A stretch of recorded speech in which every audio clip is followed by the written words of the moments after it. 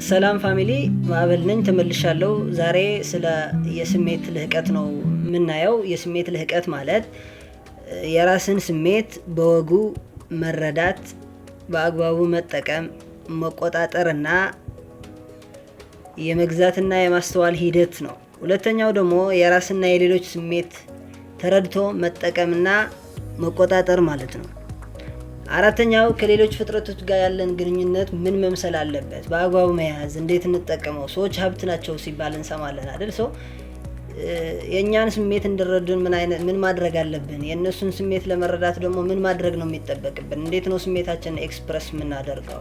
እንዴት ነው የፍቅር፣ የሀዘን፣ የደስታ፣ የንዴት ስሜታችንን የምናንጸባርቀው የሚለው ነገር የያዘ ነው። የስሜት ልህቀት 5 መሰረታዊ ስኪሎች ወይም ደግሞ ክህሎቶች አሉበት። አንደኛው ምንድነው? ሰልፍ ሬጉሌሽን፣ ራስህን የመግዛት አቅም ማለት ነው። ስሜትህን ጠንቅቆ በደንብ መረዳት ማለት ነው። ሁለተኛው ሰልፍ አዌርነስ ማለት ነው። ሰልፍ አዌርነስ ራስህን ማወቅ፣ ራስህን መሆንን የያዘ ማለት ነው። ሶስተኛው ኢምፓዚ፣ ርህራሄ፣ ሰውነትን መሰማት፣ ሰውን መሆን ማለት ነው።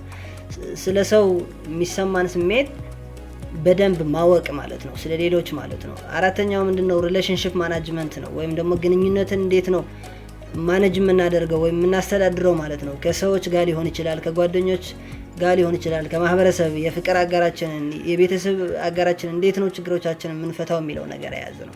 አምስተኛውና ዋነኛው መሰረት ምንድነው? ሶሻል ስኪል የምንለው ማህበራዊ ክህሎት።